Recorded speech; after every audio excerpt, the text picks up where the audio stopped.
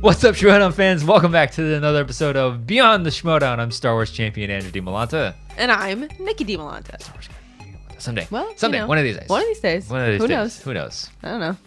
Anyways, big week in this past week of Schmoedown. This is our second cold open, and we did it for... Yeah, we went off the rails. We went off the rails. 30 seconds in. A really bad tangent that I was like, nobody will ever see. I don't think we should put that out there. We don't need that in our lives. That was kind of weird. It was very weird, and it was all my fault.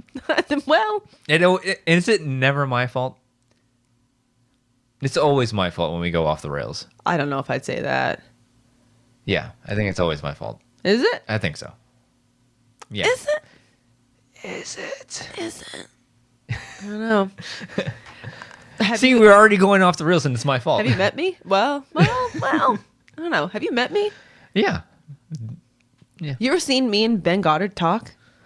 That's true. That's why that's one of the big reasons for, well, even though we don't have guests on anymore, but, he wants to be back on the show. It's like, no, we'd have a 5-hour show. It would just be you guys going off I don't have the a rails. problem with that. No problem here. In the off season, maybe not, but like We gotta respect our time. we gotta stay on target. So let's stay on target and get Call to the me, matches. Ben. We have 5 matches to go over? Something like We that. have a lot 4 of or matches 5? to go over. Was there anything big? We didn't watch backstage again this week. Oops. All berries. God, all berries. We're such. But something D-bags. big happened. Well, no, there's several big Oh things well, that there are happened things this that past happened, week. but we're gonna hit them because it happened in the course. So of let's the just go matches. ahead. Let's just go ahead and get into it because I don't want to go off the rails again. For like the put on third my time. chapstick. I always forget to put my chapstick on before the show. Sorry. Hey man, no shame. Gotta keep things nice and You almost did. Breeze right. Just let's just go ahead and breeze right past it. All right. Ugh. So we have our first match. It's a Star Wars match. Ooh, a Star Wars. But before we get into that, there was an opening scene. Oh my God, I forgot about this opening scene. Which one is it? Wow. Oh This yeah, is the one with your guy. With Guy and Grace. Oh yeah. Wow. So like Guy and Grace meet up and he's like really excited, blah, blah, blah, blah, blah. And he's like, Ellis is like, helping me. And he's sort of like shaking his head like he's short circuiting or something. Yeah, like he's kind of just Being snapped out of something. He's like, oh, Ellis he kind of like zoned out for a second. Yeah. And then the next thing you know, Grace, my God, these two. Yeah, like a Winter Soldier type of moment here. Winter Soldier kind of moment. She just starts kind of circling him and just saying these like trigger words. I forgot what they were, but whenever there's like a Schmoedown trivia match, great questions there. Yeah. What are guys' trigger words? But like, yeah, she starts circling them around. Does Andrew guy speak any other languages? I would have loved to see him do that whole like ready to comply thing, or like in a different language. That would be great because I know he's half Indian, half Korean, right? I think so. Does he speak Korean? I don't know. I don't know. Ask him. I mean, we've never really met him in person. We've had opportunities to, but we just never Tweet him. tweet at him. I think he knows your Twitter handle. I don't know. But anyways, one day we'll talk. Maybe. Who knows? I don't know. But it was a really good scene, and beautifully acted by both. Oh of them. yeah, this whole entire cutscene is like when like we one got of the best cutscenes. Oh man, ever. when we got away from because we had to go to digital and like these kind of cutscenes because we saw a sort of cutscene like this with like who was it? It was Shannon and Dewberry. Chandru and Smets did one like this where it was really cinematic. I'm like, oh when it was my like God. in the studio kind of thing. Yeah, like they would actually film actual cutscenes with like takes and angles and this like, felt like it felt like a movie. Yeah, it felt like we were in the studio, even though they're outside. Whatever, you know, you get what I'm saying. Yeah, but yeah, no, it felt like that was really good. Yeah, it was. People were like freaking out. Like I feel like when I saw like Facebook and it was like the master post, I feel like when I looked, I don't know about now, but when I looked, I feel like 90% of the comments weren't even talking about the match. They were talking about the opening scene. Like, what's going on? Schmoedown?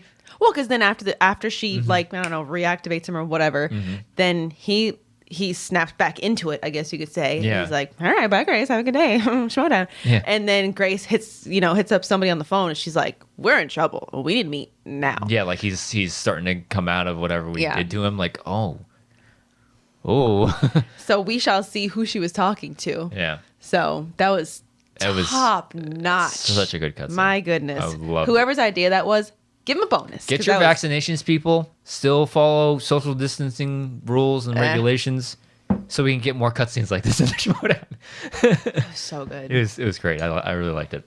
All right. Moving on, even though I want to bask in that opening scene. Yes. We got ourselves a Star Wars match. Ooh. And we got ourselves a, what is this, a round? 2. Second round. No, round 1, round 1. Yeah, a round 1 a round 1 Star Wars tournament match. And we've got ourselves gold leader of the Finstock Exchange versus marvelous Marie Wilson of the Usual Suspects. Who? What faction is that? Who that? The Usual Suspects. I'm on that one, I guess. You got drafted. I did. I can rant about this all day. You're a competitor. You're officially on a roster. You haven't competed yet, but you're a competitor. I guess. I don't know. One day you're not gonna have to. You're gonna be like, yeah. Well, that's terrifying. I don't want to think about it. Anyways, highly anticipated match because after Gold Leader's previous win over Lacey, he was like, "I'm calling out Marie." So here we go. Round 1. So he gets matched up against Marie. Funny how Schmoedown works. So Marie did miss a question about how long it had been since Anakin saw Padme at the beginning of episode 2. Yeah. And I don't know. I think she immediately Yeah, because I think he answered first and she was kind of like, no, because she wrote down H's. I don't know if she was confusing it with a different quote. I don't know. I'm trying to think of what she might have. I was trying to think of it too, like ages, but maybe she was, I don't know. Maybe she was just confusing it with something. Who knows? Yeah. But she did miss it. And Gold Leader got a perfect round and got the bonus. So by the end of round 1, we got 9-11. Round 2. Marie goes, she gets spinner's choice. And she decides to take Rogue One. She went to multiple choice one time. What was it on? It was the Stormtroopers ask to see Cassian and Tivic's what? Oh, yeah. Another like fleeting line type of question. Yeah. And it was one of them was like identichips. I'm like, oh wow, look at that. Oh, one of them actually another choice that came up with they had just introduced in the Bad Batch. It was what, one of the other multiple choices? Yeah, which one? It was something codes, chain codes. Oh yeah, like I'm sure not chain ringing codes a bell is here. Like, but that's where I mean like, oh man, they took it. Well, I see you, PJ, taking from a Bad Batch to see if you can trip up because like. She has another stuff for Dragon Con. Maybe she's logging it in her head when she's watching it, and it's like, oh, and maybe it's fresh in your head. They're trying to catch you. You know? Yeah. It wasn't that though. It was Scandox. Yeah, I really appreciated that little nugget of like, oh, Bad Batch trivia, nice. It was Scandox, and she did get it right. Gold Leader goes. He spins Rise of Skywalker, decides to stick with it, and then goes on to get a perfect round 2. Excellent. Very good. At the end of round 2. 18-21 in favor of Gold Leader. Round 3, 2-pointer for Marie. She gets vehicles, weapons, and technology. What is the melee weapon of choice of the Sand People? Fun question. She went the more technical route. The more difficult route. How does she pronounce it? Gaddarfi. Gaddarfi. I would say Gaddarfi is what I say. Gaddarfi. Gaddarfi. Gaddarfi is another way. I think that's how she said it. I think she said it the other way. Gaddarfi. Yeah. I say Gaddarfi. I say Gaddarfi. Yeah. I say, tomato, potato. And in any case, they would have accepted that or Gaffy stick. Gaffy stick's the easier way to say it. Got it right. Sticking with Marie, 3-pointer. Who said it? Which villainous character says the line, I admire anyone who can crawl their way out of a sewer? Dryden Voss. Even a sewer putrid as Corellia. She got it right. So now it bounces back to Gold Leader. 2-pointer. Last Jedi. The Lanai of Octo are better known by this name. The Caretakers. You got it. 2-pointer, so. Yes. 3-pointer for Gold Leader. Heroes in Attack of the Clones. Which Jedi says, if they do, you must realize there aren't enough Jedi to protect the Republic. We're keepers of the peace, not soldiers. Mace Windu. Got it. Arguably one of my least favorite Jedi. Whoops. He's not my. I don't like the way he was written. I think you would like him even less if you. God, I can't remember. I gotta rewatch Clone Wars. It's been an age since I've Been ages. Oh, I'm sorry. Too soon. Too soon. Sorry. Wow, that's rude. It's been a while since I've rewatched it. I don't remember being as irritated with him in the Clone Wars, but in was it Dark Disciple? I was just absolutely. That book? The book. Oh, it's a book that was written by Katie, one of the Lucas daughters. Really? Yeah, because she wrote a couple episodes for the I was Clone going to Wars. say Lucas jokingly. I didn't know Yeah, one no, it of was them wrote a book. written by one of his daughters. That's cool. And he is he's just like he's so obnoxious is not the word. He's insufferable. That's the word I was looking for. I find him insufferable in the prequels. If you read this book, he is insufferable. He is like, dude, calm down. What are you doing? You're supposed to be a Jedi. I couldn't stand him in that book. And as always, my favorite Jedi and my favorite character, Obi-Wan Kenobi, is the voice of reasoning in that book. And I don't know. He's just not my. And I think the fact that Sam Jackson plays him, not that Sam Jackson's terrible. I don't. No, it's just Sam Jackson. It's hard to. It's hard to release. It's hard to separate him from Sam Jackson from any role. He plays. Exactly. There are roles where it's like, wow, he is great. Because I've never seen him in. He was really anything other than. He was really good in Star Wars. No, in that Tarantino movie, the Western. Oh.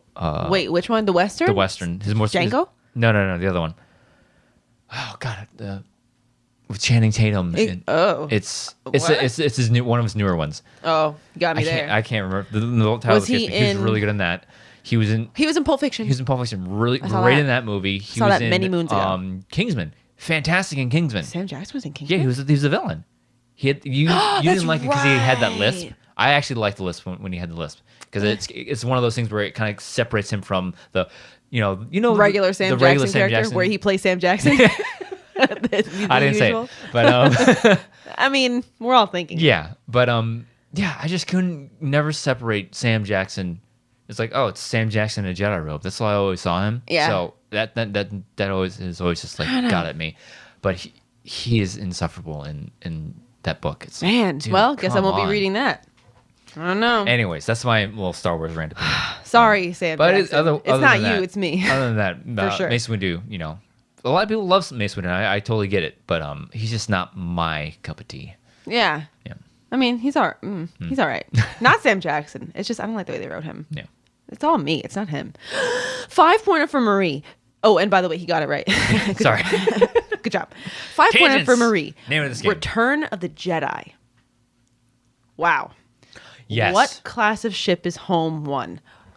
What a question. Now, this is interesting. Would they just accept Mon Calamari or Mon Calamari Cruiser, or were they looking for that specific answer that she gave? That's a good question. I don't know. I'd like to see, if they had multiple answers. Other than that, this is a Dragon Con question. This is totally a Dragon Con question. When she got that, I'm like, girl, if you don't get this. That sounds like a legit Dragon Con question. Yeah. So I was like, okay, I'm sure she's going to get this. Mm-hmm. I forget if she used a JT or not. I think she took a second to get to it because just to maybe double check, I would assume. The numbers and the alphanumerics are right. But, I mean, she pulled it out. And I'm proud but not surprised because it was definitely a Dragon Con-like question. But that does not take away from the fact that it was a gut punch of a question, I think. So I was like, damn, okay, I see you, Marie. You practice with her. She's on your faction. I know, I still see her.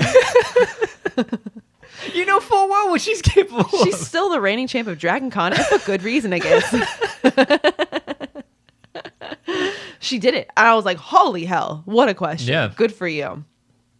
5-pointer for Gold Leader. I know there's a little bit of back and forth on these two 5-pointers, and for Anya, well, it's whatever. It's not for us to comment on. We have thoughts, but it's whatever. Yeah. 5-pointer for Gold Leader. Empire Strikes Back. In the Empire Strikes Back, Han Solo is told by an officer that his tauntaun will freeze before he reaches the hut, the first marker. Mm-hmm. He got it, and with that, 28-31 in favor of Gold Leader, advancing to the next round of the tournament. That's a perfect game. Good for him. Hell man. yeah. Yeah, that's impressive. Heck yeah. Perfect game. I mean, doesn't just happen. Yeah. Unless they're asking you like, hey, what's the name of the movie? Yeah, and which they definitely didn't do here. Yeah, there was a couple of questions. There's like what the first round of the lake, the Lake Paonga thing. Yeah, I was like, oh my god, they went there. Yeah, it's like they finally went there. Damn. Wow.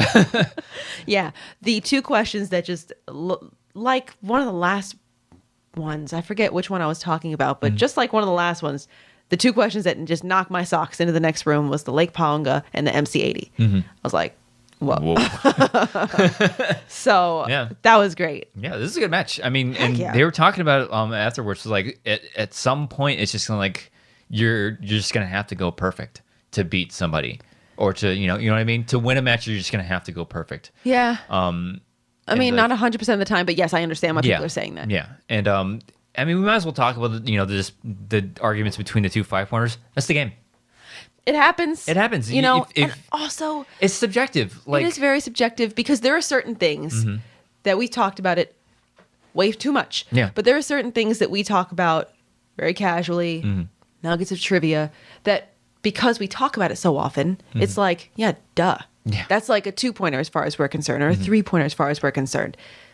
But somebody who doesn't devote half of their lives to studying Star Wars would probably be like, why is that in your head? Yeah. Why? How do you know that? That's ridiculous. That's such a deep cut. And to us, it's like, no, it's pretty actually. yeah, and it's his 5-pointer, I'm finding that like sometimes fleeting lines are 5-pointers. It's just like what. It's just one of these questions where it's like I'm pretty sure every Star Wars fan knows first marker.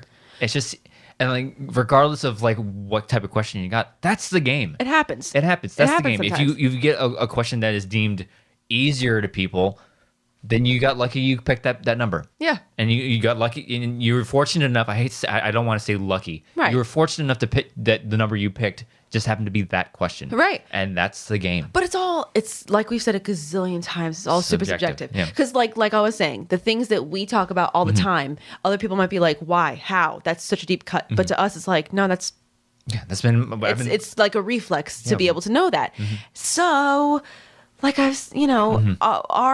know our view, It's and I'm skewed. sure a lot very of other skewed. Star Wars competitors find that our collectively the view on questions is kind of skewed because there are certain things that it's just like, Yeah. I don't know. Yeah. And have you? I just think it's kind of skewed. Did you talk? It's to hard them? to even Yeah. determine what a hard and easy question is at this point. There are obviously some that it's like, okay, yeah, who's Luke's dad? But then there's other questions. I don't know. It just depends on where you focus and where you study. Yeah. There might be some Star Wars competitors that were like, wow, dude, you got the. Others might be like, yeah, that's a gimme. But you never know. It depends on who you're talking to. Yeah. So, Did you talk to can't Maria complain. about this at all after her match? Because I would love to I know. haven't. I like- wanted to, but, I didn't want to like. Yeah, because obviously the round one stumble with the ages versus 10 years. Like Yeah. I would love to hear her thoughts on like what was she thinking? Did she confuse it with something else? Because after all of our matches, me and Eric always talk. We're like, right. This is what I was thinking in this moment. Well, this is why I put down what I put down. And I didn't DM her because I was like, I just want to give her space. I don't want to Yeah. like be like, hey, what happened there? Yeah. I just because I'm not sure I'd want someone to do that to me. But I'll probably DM her at some point. I doubt she's watching this, but I might just to say hi. But no, I didn't. I'd be curious to know if she was like, oh no, I was thinking of this or I was thinking of that. But and I think she said as much in her post interview as like, now we know that we have something to focus on now. Like exactly, we have to look back on why I missed it and remember to fully listen to the question.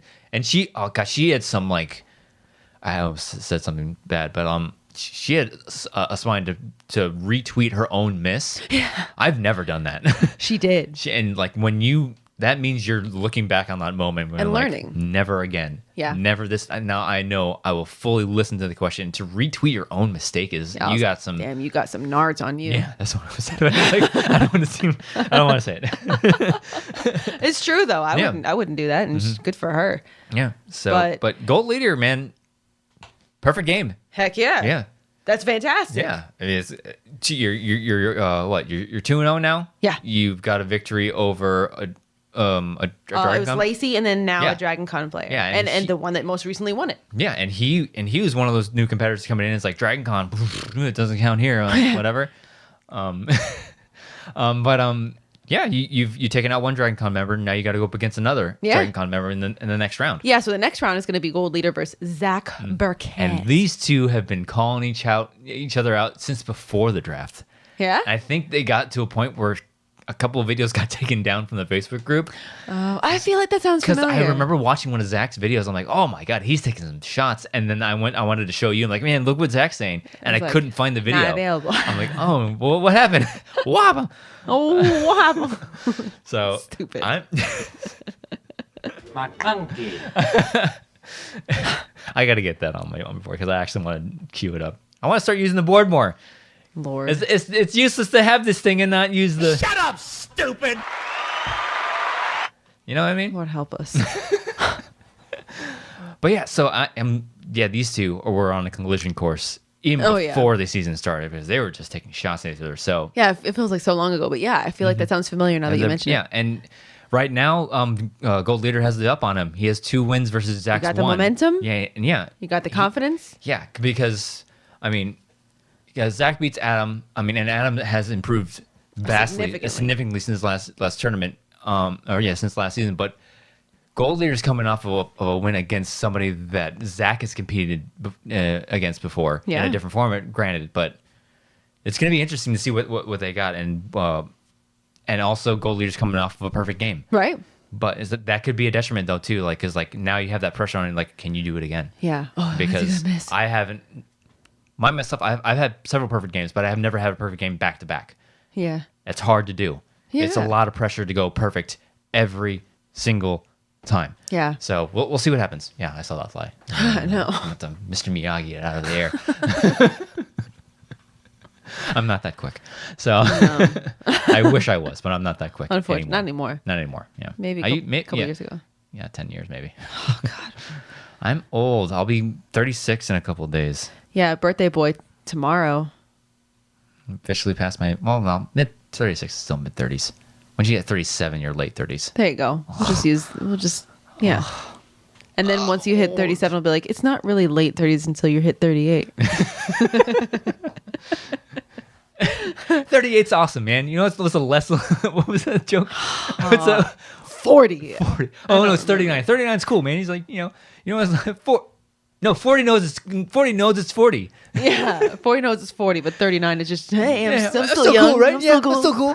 I'm not 40 yet. Yet another stand-up special we're referring to, Matt Bronger. Big hairy animal? Big dumb animal? I think it's big dumb animal. Hilarious. It's either big hairy animal or big dumb animal. I think it's big dumb animal. Yeah, I don't think it's on Amazon anymore. I thought it was on Prime. It might be on Prime, but I know you can go to Comedy Central, the website, and it's on there. It's funny. It's one of our ones that we quote a lot. It's hilarious.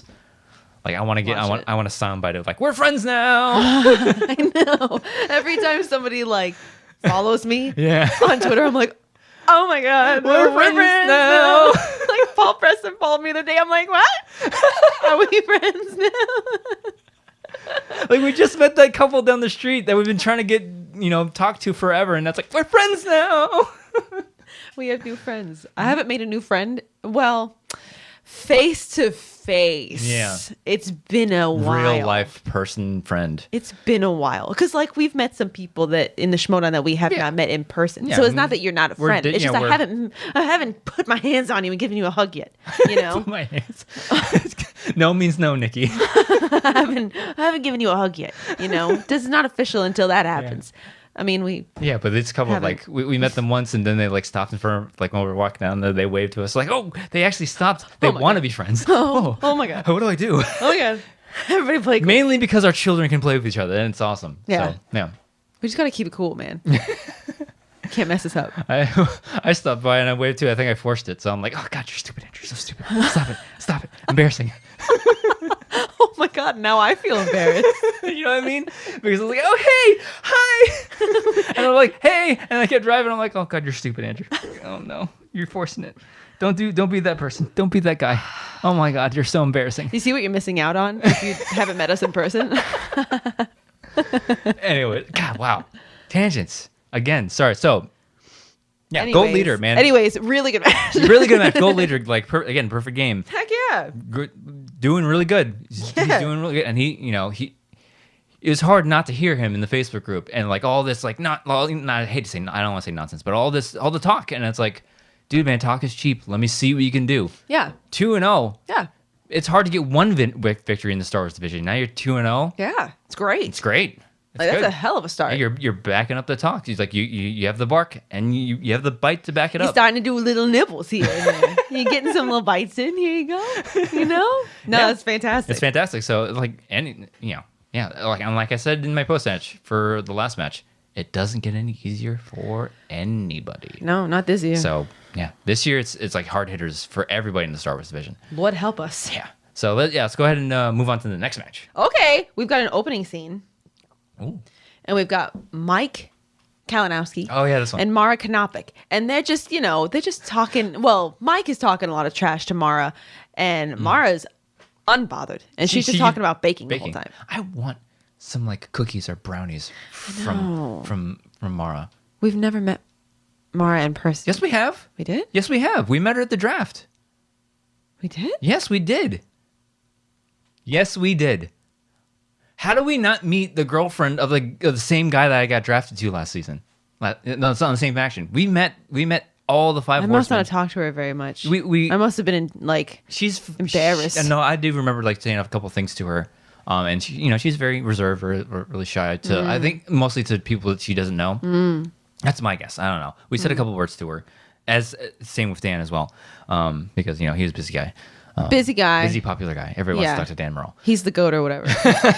No, but we did. We've met them. Oh, We've met okay, both. my bad. We've met Dan more than once. That I know. Yeah, we met him when he came. Was Mara there too? Orlando. I don't think so. Mara was there. Was she? Yes, he was. We've met Mara more than once. What's wrong with me? I don't think I had the opportunity to talk to her. I'm just. But I want some Mara Kanapa cookies. I know, me too.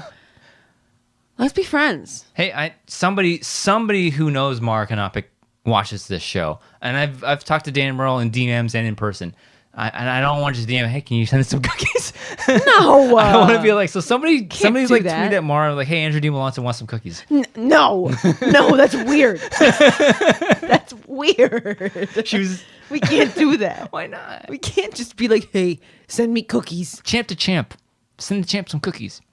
Champ cookies, champ dessert. Ooh, Imagine if they made little cookies shaped like trophies or medals. like the star, like belts. Belt cookies? Belt Oh cookies. my Schmoedown God. belt cookies. I'm just telling you, if Dan and Mara, mainly Mara, started like Of like a treat cookie selling thing and open it up to fans, that's a lot they to would ask, though. bank. That's a lot to ask. Can you imagine how many fans would be like, I want cookies baked by Mara Kanopik?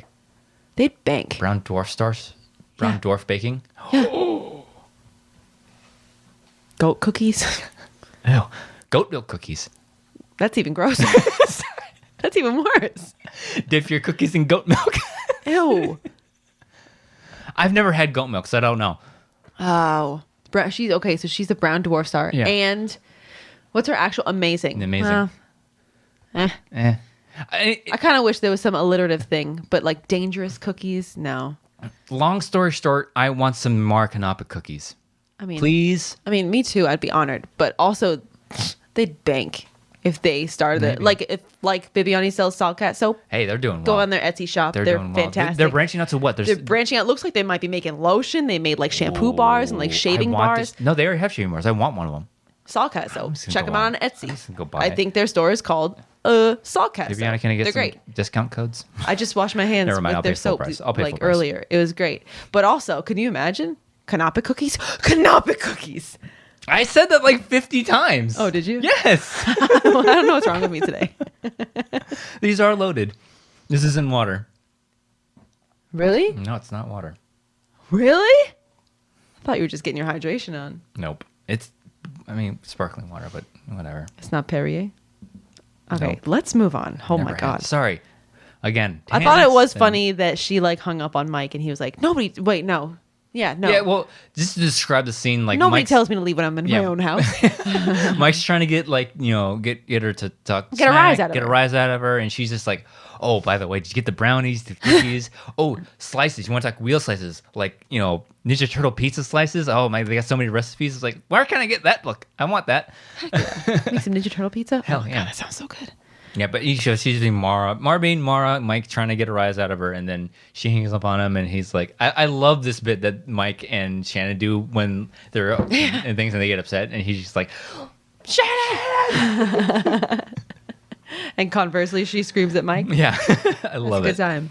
I love it. But yeah, that's basically the entire scene. All right. A lot of fun. Here we go. We're going to do this. All right. We got an IG match. Gonna do this. IG match. Oh, yeah. We have Taylor Made Robinson. Get it? I like it. Of the Finstock Exchange versus Greg Idris Alba of the Quirky Mercs. The best name in all of I always the history forget of the that he changed his nickname to Idris. So good. Such a good nickname. Oh my god. We say it all the time. Why have we not like picked up on the Real Rejects sooner? I don't know, because I'm an idiot. That's why. Fantastic. I don't know why last season I was like, wow, the Real Rejects are treasures. Why haven't I fully appreciated them before? Yeah. It's me. It's because I'm an idiot. Their humor is right up our alley. Oh my god, they're amazing. I feel like one of the things that really won me over was that cool. Very cool. Like that entrance, I was like, oh my god, they're amazing. I don't know. I remember, I feel bad now, especially now that we're on the same faction, because I was talking smack when he was nominated for Entrance of the Year, and he was talking smack like, "Oh, did you do any work?" I'm like, "Did you do any work? I spent three months on my entrance. You walked into a building. I edited a video. Yeah, I did a bunch of effects and."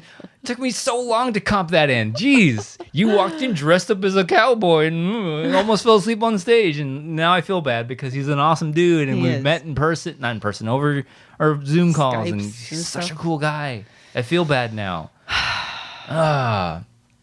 Good thing Roka won.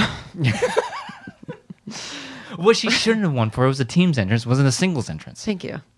Whatever, it's in the past. I'm not salty. Not at all. Not at all. I'm not salty at all. Round 1. Greg's whiteboard is the size of... Oh my god, I love this bit because it's like, oh, you think Ben Bateman's board is big? Let me show you. Hold my beer, bro. Greg's whiteboard was the size of a whiteboard you'd find in a classroom. I'm waiting for somebody to one up them and actually have a whiteboard on their thing and right behind a curtain and then reveal it. Or they just have one of those big whiteboards that's on wheels. That'd be great. Or you have to flip it around. Yeah, that'd be great. Like on the... Yeah. Maybe somebody will do that. Please don't do that. I think Christian would hate that. Probably. I would love it. But Hilarious. Christian would hate that. Anyways, that was hilarious, and Greg's hilarious. Awesome. So, Taylor missed a question about Terminator Genesis. Jenny Smith. Are you okay? No, that's what people have been calling it because Oh. I remember not liking that movie. Oh, I remember not seeing that movie. Good. Then she also missed a question about Teen Titans Go to the Movies. Oh, where yeah. Greg absolutely pulled that out of thin air. Stacey Howard McCoogan. What a moment. Yes, And I've then- never seen this movie, but I'm guessing. Yeah. I don't know. Maybe he used deductive reasoning. Who knows? Maybe. Greg missed a question about Transformers, and then they both missed a question about Back to the Future 3. Oh, yeah, that quote. I'm like, guys, come on. He was in the right realm because he said Back to the Future. Back to the Future. 1. One, yeah. Anyways, at the end of round 1, 7-8 in favor of Greg. Round 2, Taylor spins away from Batman and gets opponent's choice. And she gets saddled with dystopian future and time travel. Greg's like, I didn't know that was a slice, but here you go. She went to multiple choice 4 times. Got 3 of them. Missed 1, and it did get stolen. Mm-hmm. Greg goes. He spins away from Transformers and gets comic book movies. Big fat 2-point miss. Ow. But it was not stolen.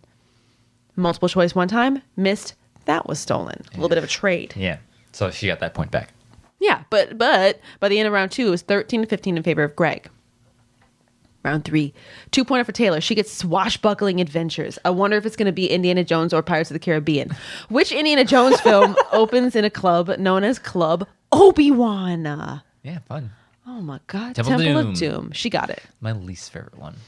No, sorry, I lie. Crystal Skull is my least favorite one. Of the trilogy, it's not like... There's only 3 Indiana Jones movies. There's 4. Crystal Skull. Oh. That is the only one I've seen. You've at least seen Raiders of the Lost Ark. Negative. Are you serious? Very I know negative. we're watching it in the off-season hits because that's that trilogy is one of my favorites. Harrison Ford is a tasty treat back in the day. I will admit that. So I probably wouldn't be opposed.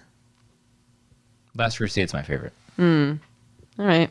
Yeah, no, I think I've seen Crystal Skull's the only one I've seen. There was like those aliens. That's all. They're not aliens. They're interdimensional space travelers. Potato.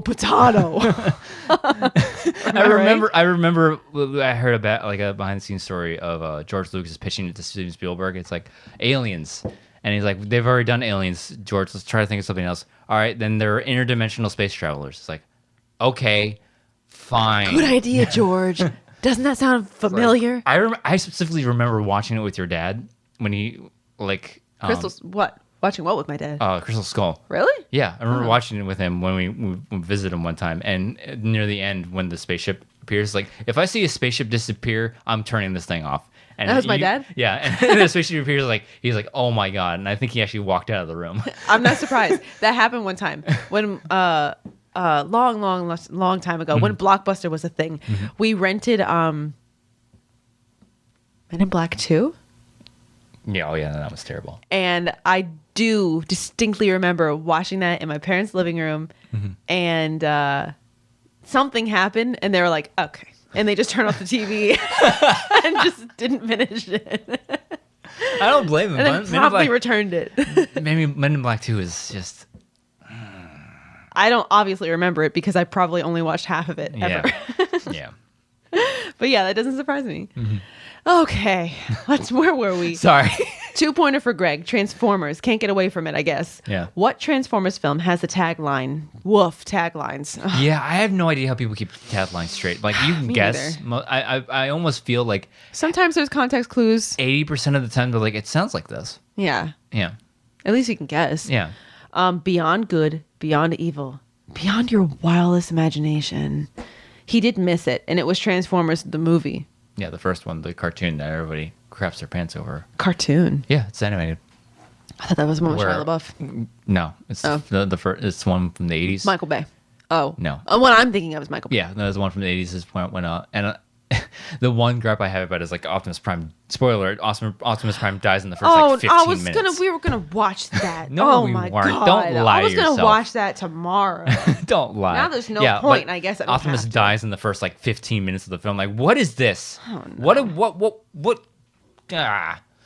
Yeah. Embarrassing. Yeah. And the same- 3-pointer for Taylor. Superman. In Batman v Superman, which character says nobody cares about Clark Kent taking on the Batman? Perry White. Perry White. She did miss it, unfortunately. 3-pointer for Greg. Marvel. Who plays Glenn Talbot, a ruthless and arrogant former soldier who has a history with Betty? In 2003's The Hulk. I don't think there was a the. My bad. Josh Lucas. Ooh. Isn't that one guy that everyone jokes about with Ben Bateman? Josh Lucas? That one guy from the Fast and Furious that he didn't. I don't know. I don't remember. Lucas I'm terrible. Black. Maybe that's who that. Yeah. I don't know. I don't know.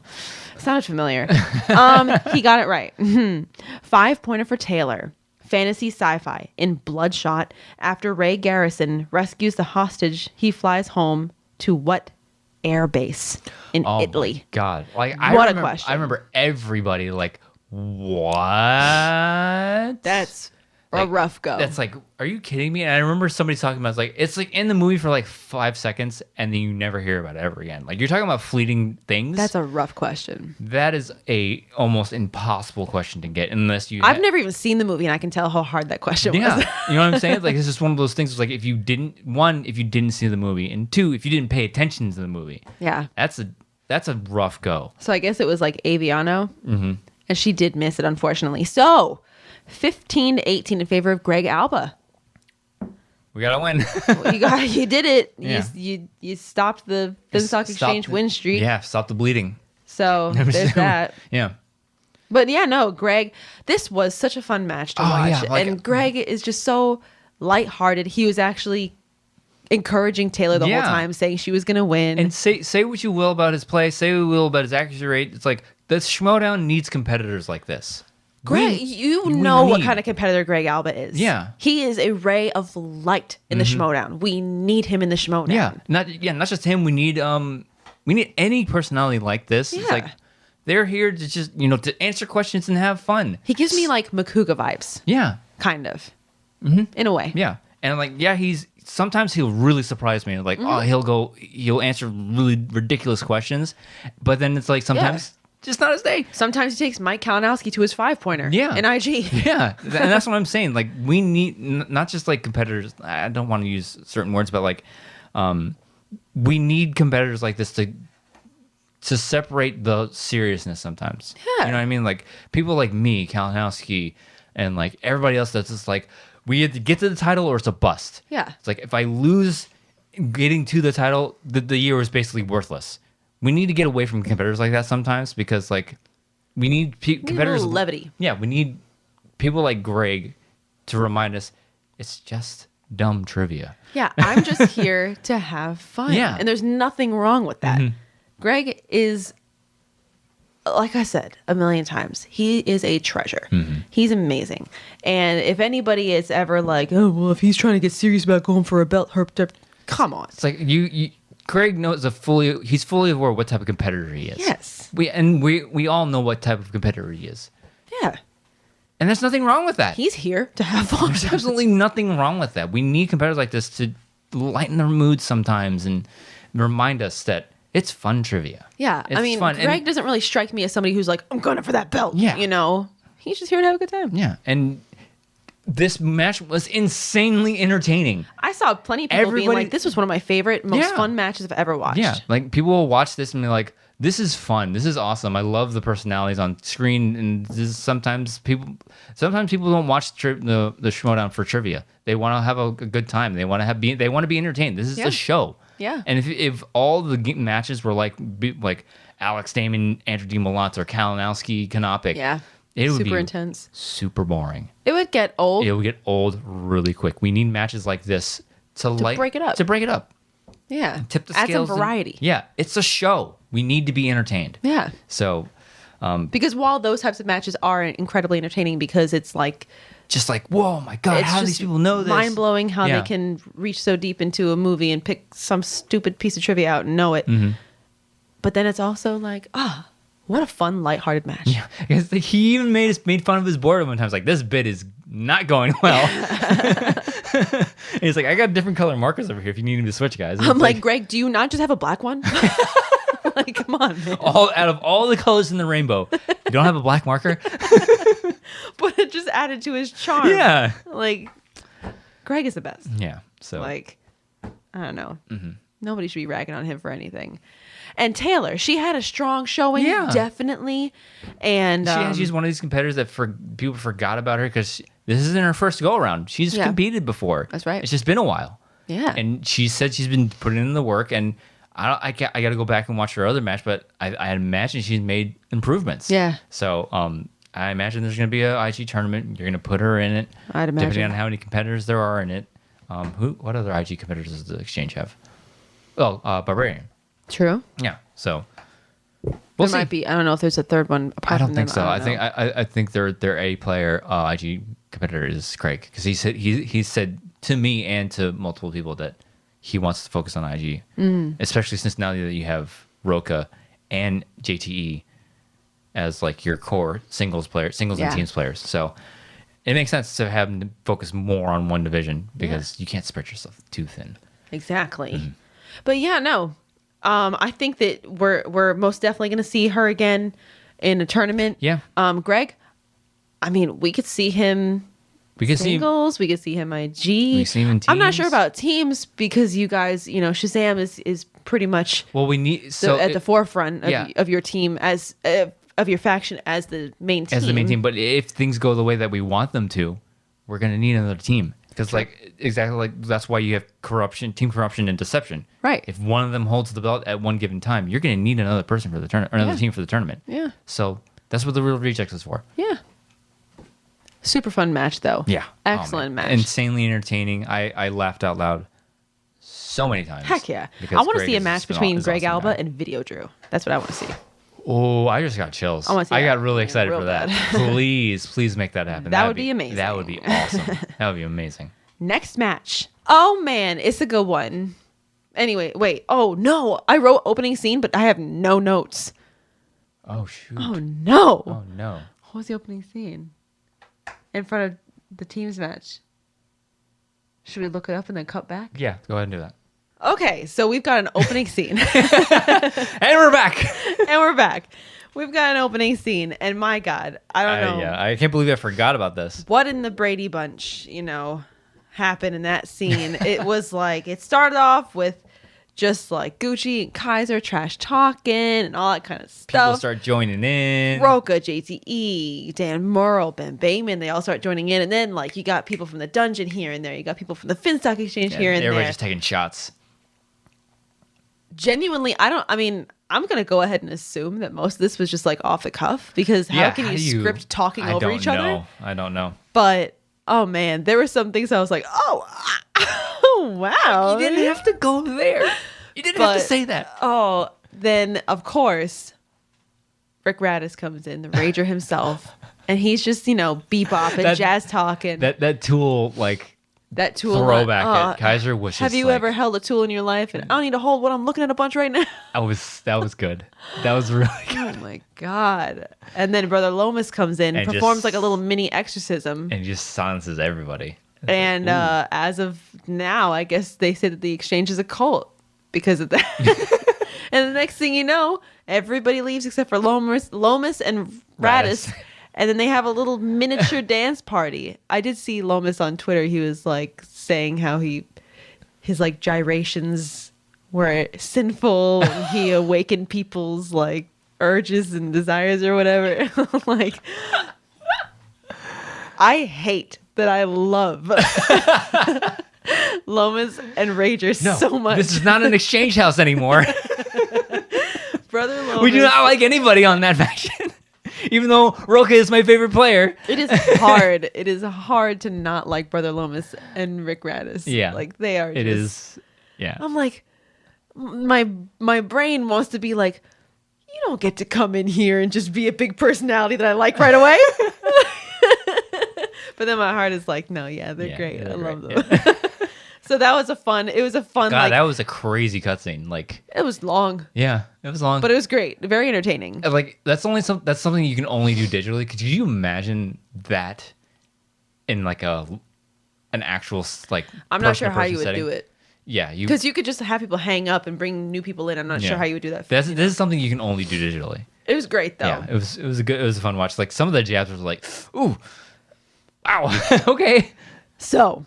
We have ourselves a very big teams match here. Ooh, yes. Very big teams match. We have ourselves a showdown between the Finstock Exchange and the Dungeon. Two Finstock Exchange defectors, if you will. Mm-hmm.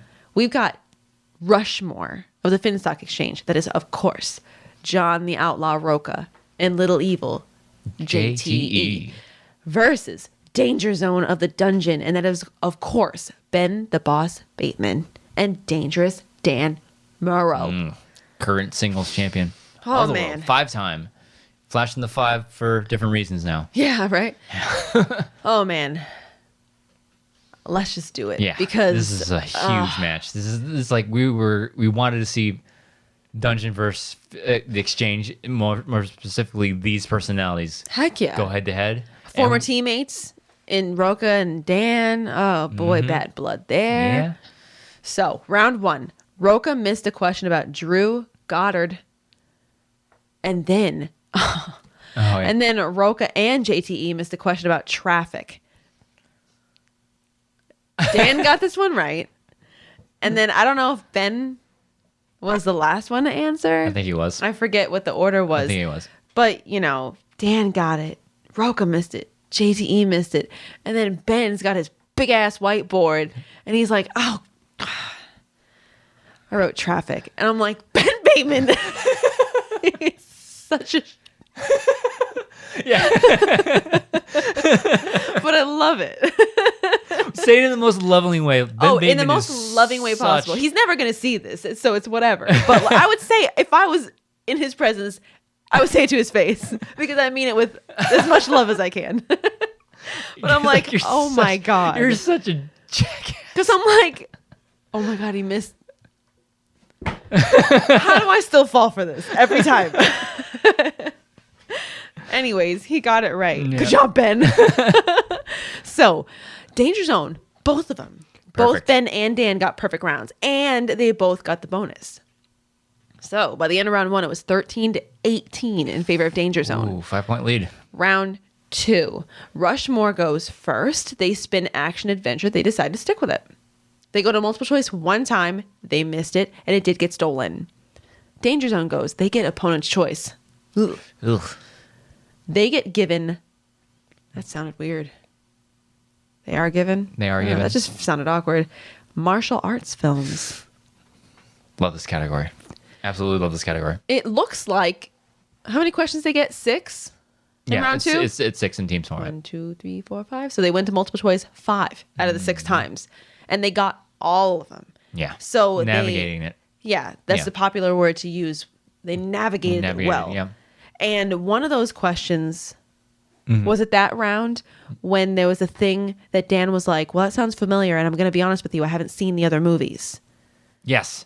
Do you remember what that was about? I can't remember. Oh my god.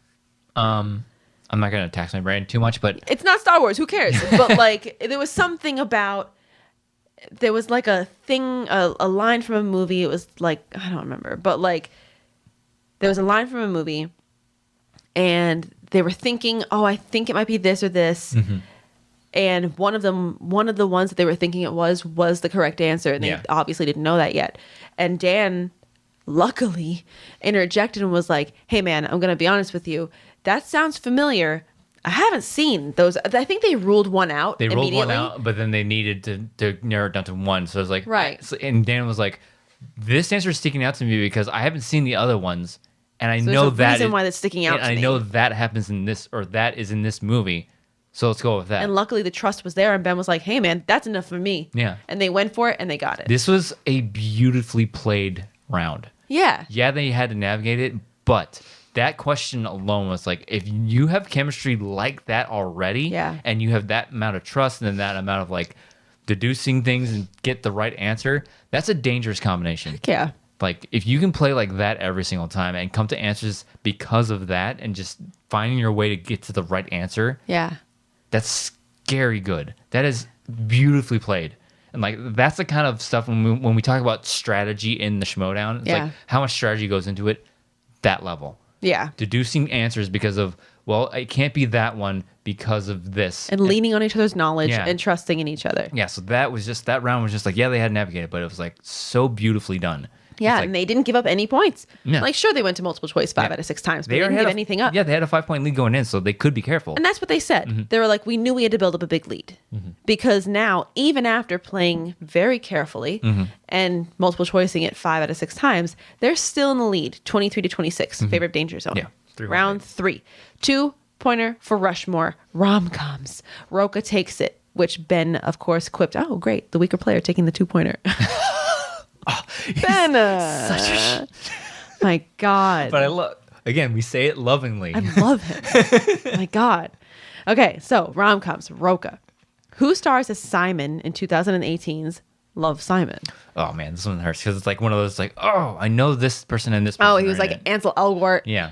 I don't know. Haven't seen it. I think Aunt Army Hammer's in that film. Pretty sure. I've never seen it, but I think he is. Army Hammer. Ooh, yeah, no. Let's not talk about that guy. Let's just move on. Nick Robinson was the answer, and he did miss it, unfortunately. 3-pointer for Rushmore, 1980s. Obviously, JTE's going to take this one. What 1980s film has a star-studded cast of Tom Berenger, Glenn Close, Jeff Goldblum, William Hurt, and Kevin Kline? The Big Chill. He got it. 2-pointer for Danger Zone. Dan decides to take it. And I was saying, like, oh, man, if you give the 2-pointer to Ben after he makes that weaker player gets a 2-pointer comment, Yeah. ouch. But luckily Dan took it because they were saying that Spielberg is more his specialty. Yeah. So Dan gets Steven Spielberg for a 2-pointer. Who plays Mutt Williams in Indiana Jones and the Kingdom of the Crystal Skull? Shia LaBeouf. He got it. LaBeouf. LaBeouf. All right. So we bounce back to the 5-pointer for 3-pointer. Rushmore. Oh yeah, 5-pointer. Sorry. Yeah. Will Smith.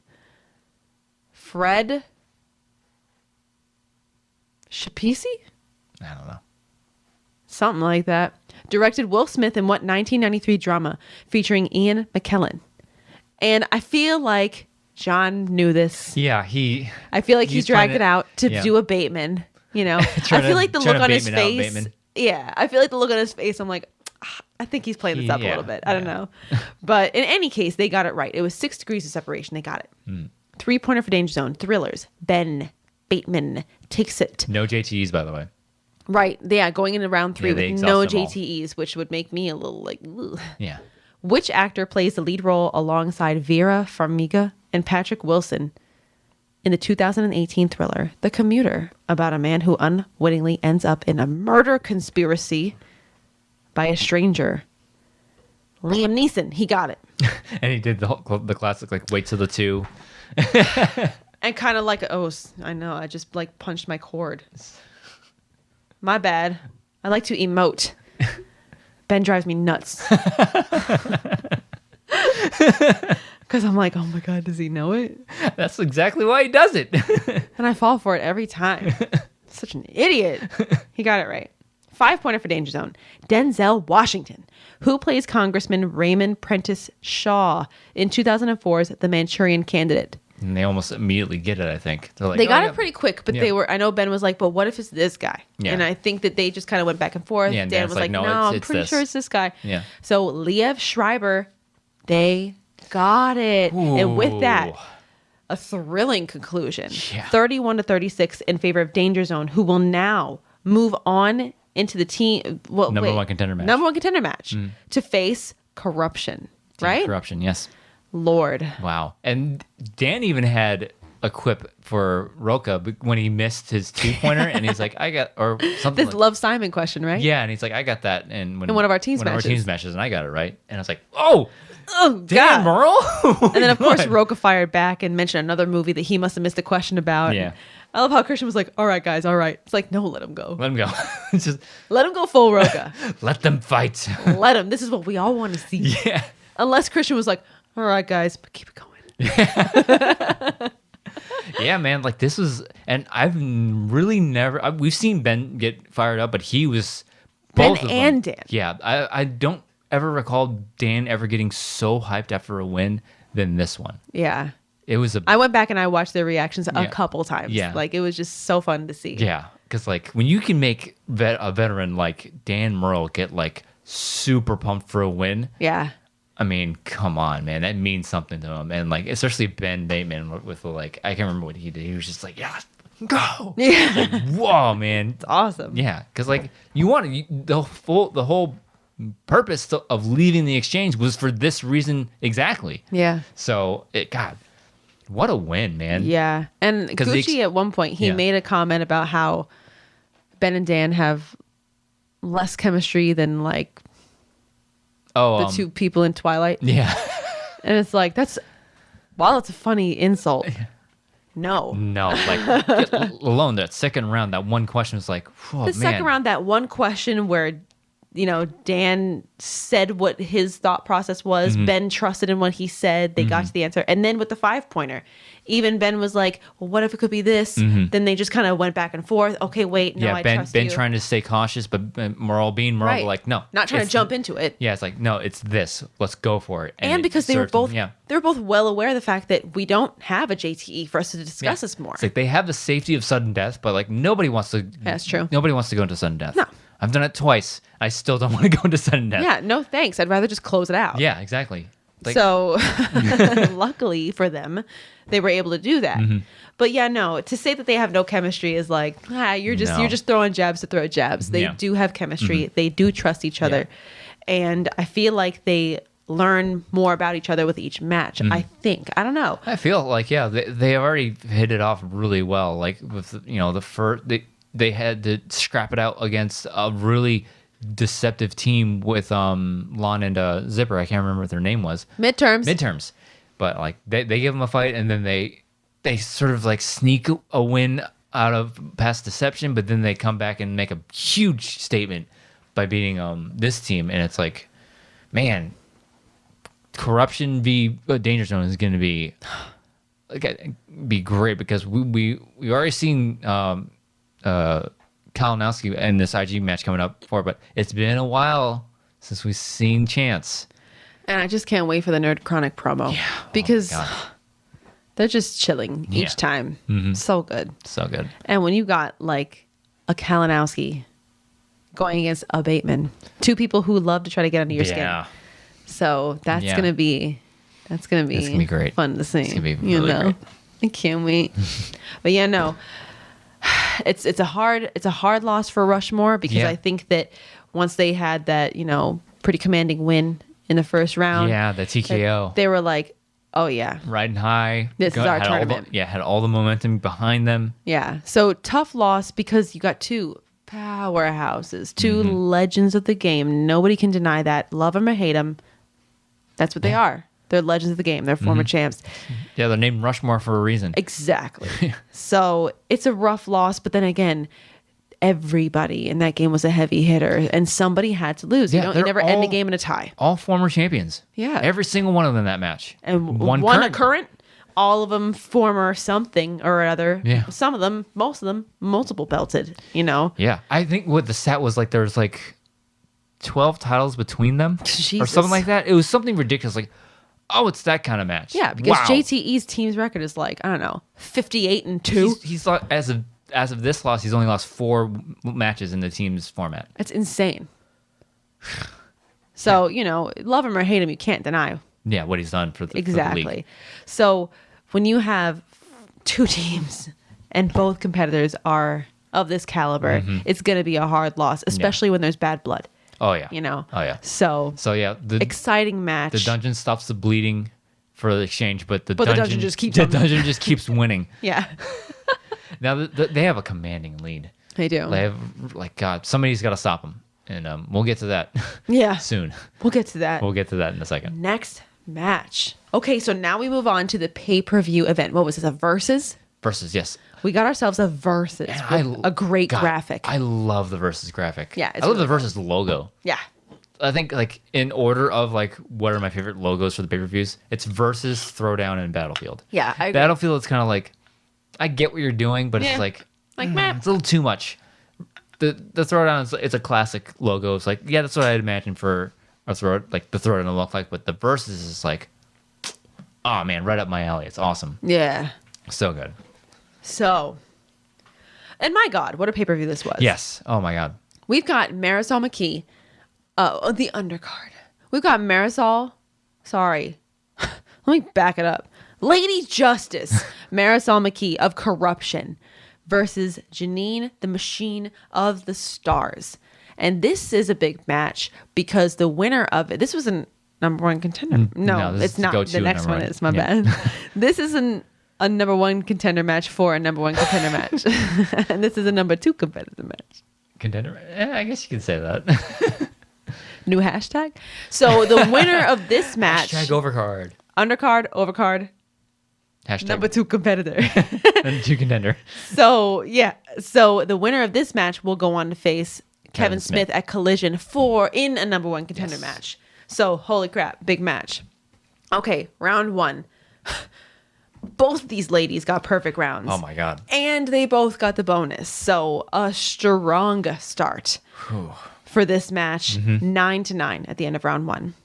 Round 2. Marisol goes first. She spins opponent's choice. Oof. She was given dance.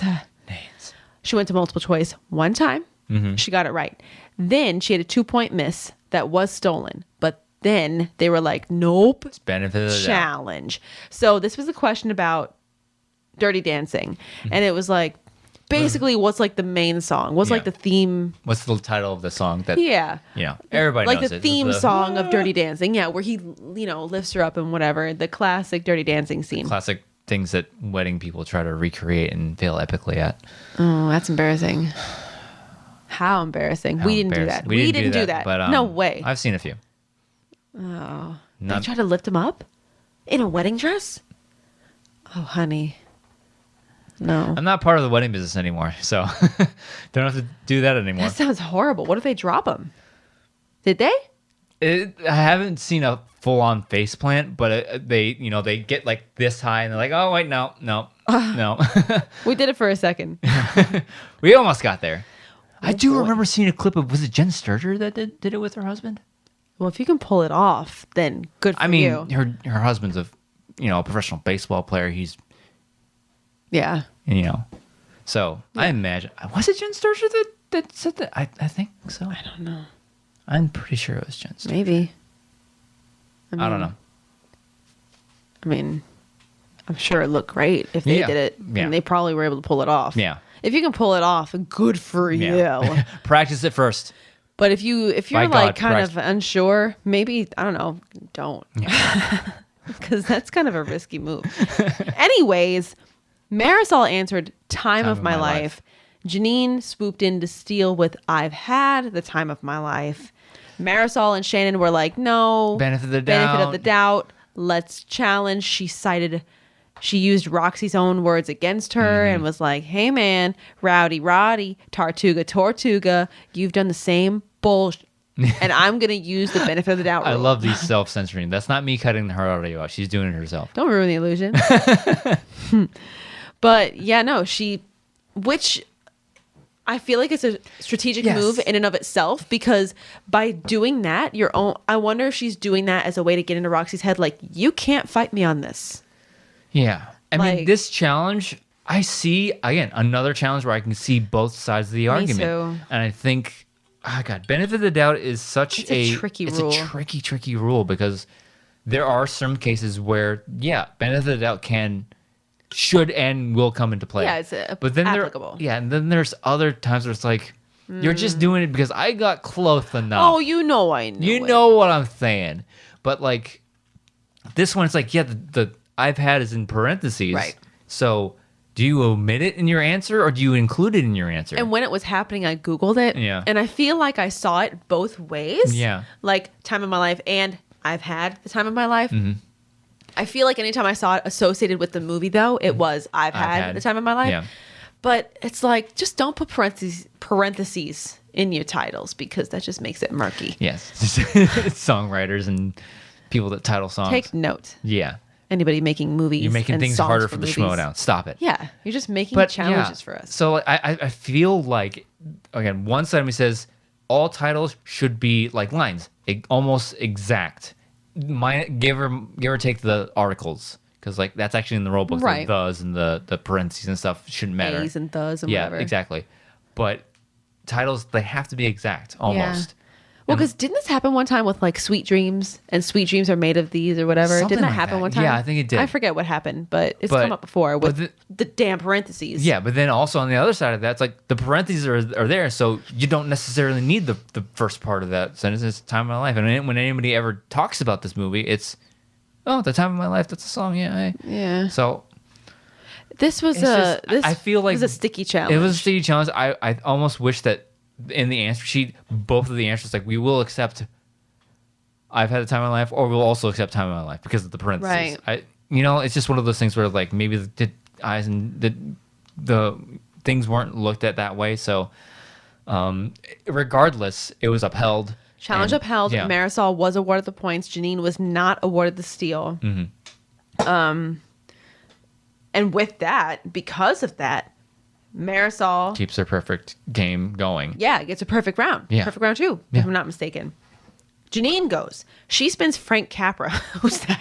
Director? Yes. Actor? Oh, director? It's an actor.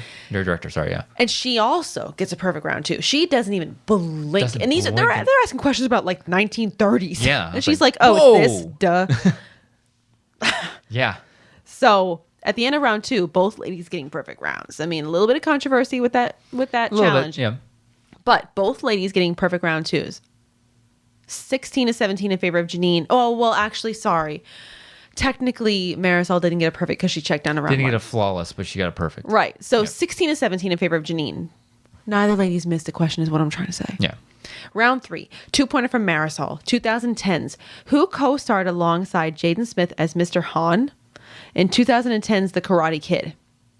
Jackie Chan. She got it. 2-pointer for Janine. Action adventure. Steven Seagal plays Chief Petty Officer Casey Ryback, a former Navy SEAL. I'm just hoping and assuming these are right. A former Navy SEAL who now serves as a personal cook on the USS Missouri in what 1992 action film? Under Siege. She got it. Siege? Siege. Siege. Siege. Siege. Siege. Tomato. 3-pointer for Marisol. Rom-coms. In what 2010 rom-com do a comedian and a grad student fall in love but struggle as their cultures clash and a mysterious illness affects their lives? You have to see this film. The Big Sick. Yes. Got it. 3-pointer for Janine. We're just going back and forth. Just a little game of ping pong here. Mm-hmm. Janine gets sports in the film The Trouble with the Curve. Who's even heard of that? Have you heard of that? I've heard of it. I haven't seen it. Never heard of it. Think. Who plays former player and now scout Johnny the Flame Flanagan? Justin Timberlake. Got it. Okay, we're down to 5 pointers. 5-pointer for Marisol. Horror. What horror icon played the character of Francois Delambre in both 1958's The Fly and its 1959 sequel, Return of the Fly? None other than the iconic Vincent Price. Mm-hmm. She got it. 5-pointer for Janine. Thriller. Who plays Bart Mancuso, commanding officer of the USS Dallas in The Hunt for Red October?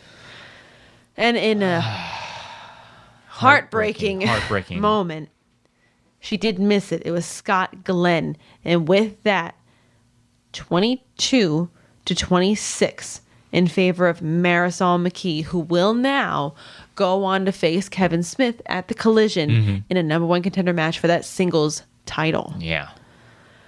My God. If Janine didn't play the game of her life. Yeah. I'm like, and I know everybody's like, God, Janine's an elite player. And like, this was the step I think that everybody was expecting her to make. Because like, she's had rough goes in the past. Like, you know, call it bad luck, call it the Schmoedown, call it whatever. But this was the step that we were all just waiting for her to make. And it's still a loss. Because it's like, I'm a Janine. I've always been a Janine supporter. It's like, I want her to see her win. I want to see her succeed. And it's like, oh man, she had the game of her life. Yeah. Missed one question. Went perfect the whole perfect match. the Until entire match. A deep cut blind spot 5-pointer. It was there, and then it just gets away. Those type of losses hurt the most when you do everything possible. Yeah. And it just came down to that one miss. Yeah. Lord knows that we've been there. Yeah. And it's just like, again with the heartbreak, again with the loss, again with it being that damn close. Yeah. And it's just, it was all written all over her face. Everybody was, rallying behind her. It's like, hey, we finally see this greatness come out of you. You get the game, you get the questions you want, you get the spin you like, you get everything, and it just comes down to this like, one 5-pointer. that one 5-pointer that just eluded you. And the one movie, she just like, yep, never saw it. And it's just unfortunate. And that's the game. That's what always sucks, is like, that's the game. And I feel like a lot of people were like, oh yeah, Marisol's got this in the bag. And like, it's like, nope. A lot of people probably wrote Janine off. And it's like, well, I mean, granted, they both got perfect round ones, but Janine was leading going into round 3. Granted, it was by 1 point, but whatever. You're still leading. Yeah. So. Yeah, both of these ladies, like, wow. This was a hell of a match. This has to be nominated for Match of the Year because. Probably. Because, not just because, they both went perfect up until Janine missed her 5, but like, wow, how awesome is it? 2 female ladies of color. Yes. Play this way. This does nothing but do so much great for the league. Yeah. Like, because everybody's like, oh man, when are we ever going to see competitors like Rachel Cushing and Clark Wolf? There you go. Right, there you go. We just got it. Yeah. Like, now we know full well what these two are fully capable of. Yeah. And knowing Janine, she's just going to, again, wins and learning opportunities. This was a slugfest. This was such a great match. Yeah. It has to be nominated for Match of the Year. I'm sure it will be. It has to. But yeah, so Marisol, I mean, I don't think anybody's going to say they were surprised. Yeah. Because Marisol has always had a pretty strong following. And, So has Janine, though, too. So has Janine. But I do feel like people probably... I don't look at polls anymore because I just don't need that in my life. No. But if I had to guess, I'm going to go ahead and guess that people edged out Marisol on this in the polls. Which, it just makes it even that much more heartbreaking that Janine was like right there. Right there. So, it's a shame. It sucks, yeah. And like I said before, I really dislike when people are like, you have nothing to hang your head about. Yeah, I do. Yeah, I do. I lost. And I'm going to. Yeah, I you know? lost when I was just because people will always say that after, especially a loss like this. It's like, A don't hang your difficult head, man. loss. You played amazing. It's like, no. Well, guess what? Yeah, I will. No, I'm going to hang my head because again, Yeah. it happens. But I'm hoping that Janine, the energy that she had in this match, I'm hoping that she's like, I did that. Yeah. Like, I was right there. One question took me out. So I'm hoping that she's able to take that energy right up until that 5-pointer and be like, yeah, this is what I'm capable of, and this is what I'm going to do. So I'm hoping. I don't know what's going to happen with a singles tournament. I don't know. I don't know what's Yeah. going to happen with the stars because we do have another announcement coming up regarding the stars. Oh yeah. So I don't know what's going to happen. But you know what? On that note, let's go into that announcement. So during this live event, in between the matches, there was a big old announcement. Oh yes. Mark Andreyko. This will affect not just the stars, but the league as a whole. Yeah. So Grace comes in and she brings in Mark Andreyko. He starts telling us about how he's got some news he needs to share with us. It's good and bad. And he wants to talk to Roxy and Right. Jeff first, and like out of respect, can I just do it later? I know he did. So, and I'm sure that this announcement probably explains why they weren't able to defend the titles when originally scheduled. Yeah. So, good and bad news. He said that I'm assuming that the bad news the is- biggest part of the bad news was that Mark Andreyko is officially retiring, which is, oh my God, we didn't give a spoiler alert. Well, my it's God. always a spoiler alert at the beginning of these matches. If you didn't watch it, you didn't watch it. Sorry. So, Mark Andreyko officially told Is us he was stepping away. retiring. Yeah. He's stepping away. But he said that I guess the bright side, the good news, It's nothing. It's bad. not something bad. It's like professionally, he just doesn't have the time. And he said it's all good, which made me feel good. Yeah. Because while I'm heartbroken because I love Mark Andreyko. Oh yeah, he's a staple of the Schmoedown. Yes. So while I'm, devastated that he's leaving, I was like, well, you know what? I'm happy that it's something good. It's something professional that it So, requars a lot of his time. That You means can only be happy for him. yeah.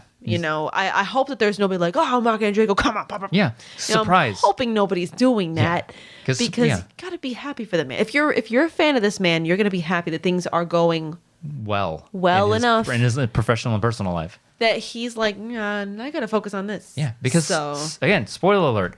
Schmoedown isn't our jobs. Yeah. It's a side hustle. Yeah. We have actual lives we have to live. We have jobs we have to tend to. We have you gotta- children we have to tend you to. gotta juggle your time Yeah. and prioritize things. Yeah.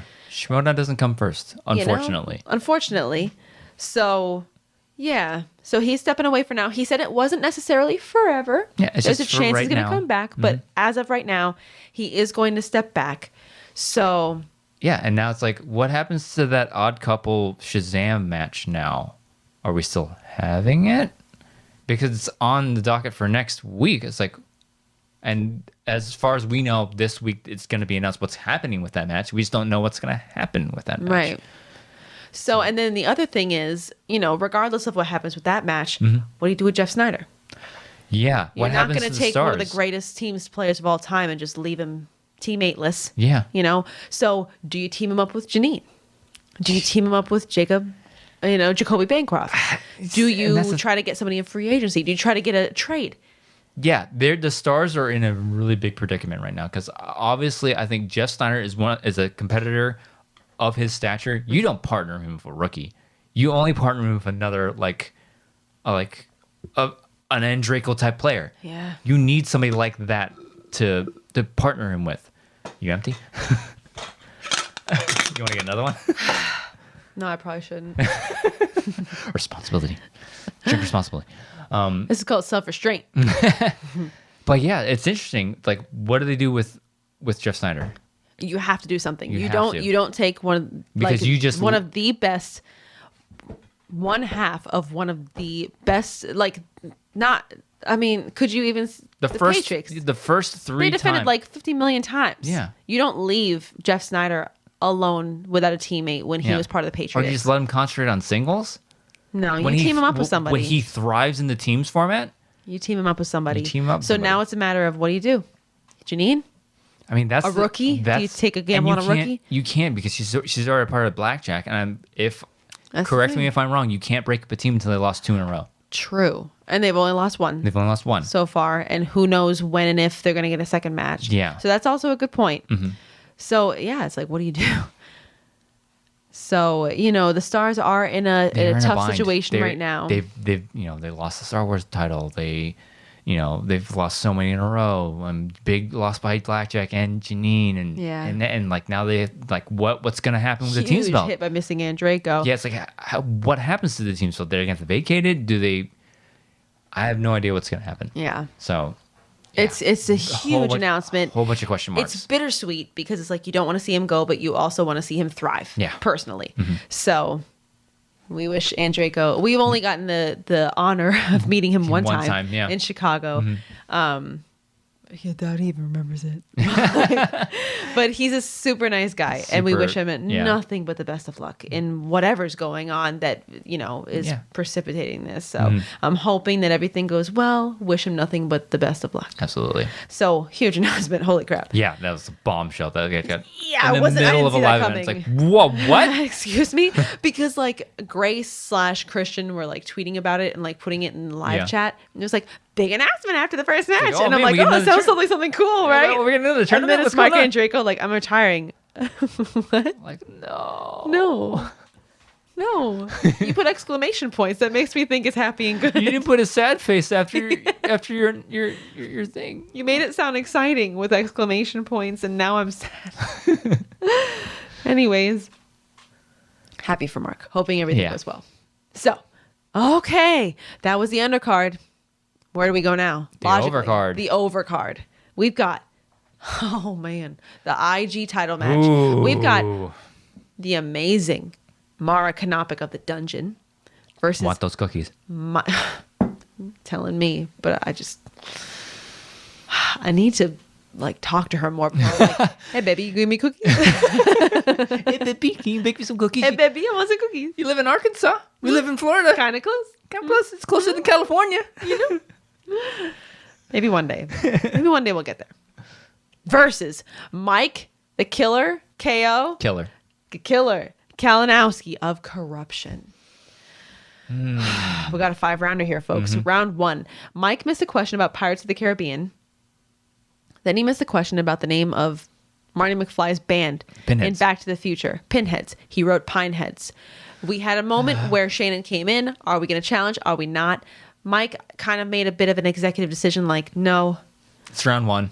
let's not. Yeah. And I feel ya. see people in the live chat were like pleased with that decision. They were like, kind of like a noble decision. Yeah. I'm glad he didn't challenge it because pine, Pine. 2 totally different words.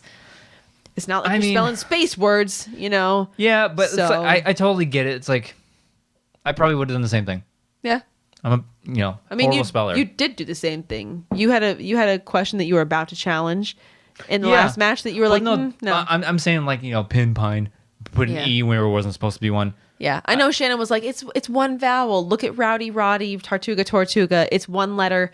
I think he could have made a case for it. He could have. He said could that have. if it was Chandru or the Barbarian, he would have challenged. He called the 2 of them out. If it was Chandru or the Barbarian, he would have challenged, and he says he would have won. I could see it against Chandru because Chandru has made a couple challenges in the past. It's like, really? Yeah. So, but I don't think that that's a basis for winning or losing. But whatever. I don't know. But yeah, I think he was really just Yeah.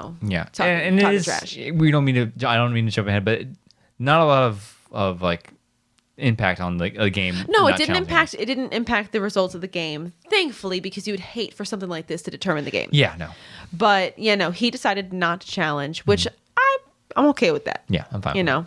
5 5 rounds. There's plenty more points to be made. Exactly. And then Mara missed a question about Batman Returns and Star Trek Beyond. So look at that. By the end of round 1, we're tied, 8-8. It's kind of a wash. Yeah. Sounds familiar. Funny how the Schmoedown works. Funny isn't how. it? Round 2, Mike spins DC. He I stays guess- with it. And the fans crowd in terror. Oh, you should spin away from it because it's your strength. Get out of my face with Well, that. I think they actually debated it like DC, it's been heavily excavated. Maybe we should spin away. Yeah, this is a different situation because it's been spun several times before this. But it's his specialty. It's his specialty. So Shannon says, hey man, what's your gut? And he goes, my gut is to stay. Yeah. So they stayed. It's a strength for a reason. Exactly. Star Wars seems like it's been heavily excavated. And you're still going to stick with that if you spin it. Yeah. So. If I was an IG player. If you were an IG player. Nope. No. Absolutely not. Mike sticks with DC. Multiple choice twice. Got one of them, missed one of them, and that one was stolen. Oof. Mara goes, she spins Transformers.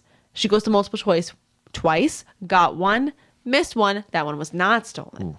So still a very close game by the end of round 2, 15-16 in favor of Mara. Round 3, the betting round, because we are in a championship match here. Mara spins DC. Oh, boy. Oh, boy. Funny how. Funny how the Schmoedown. Mara bet 1, conservative. Mike bet 3. They both got it. So now tables turn. Yeah. 17-18 in favor of Mike now. So it was still a 1-point game. Now it's Mike. Round 4. The lightning round. The speed round. The fast money. Whatever you want to friggin' call it.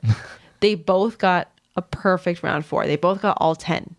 27-28 in favor of Mike. Round 5. The championship round. The championship round. 2-pointer for Mara. Heroes.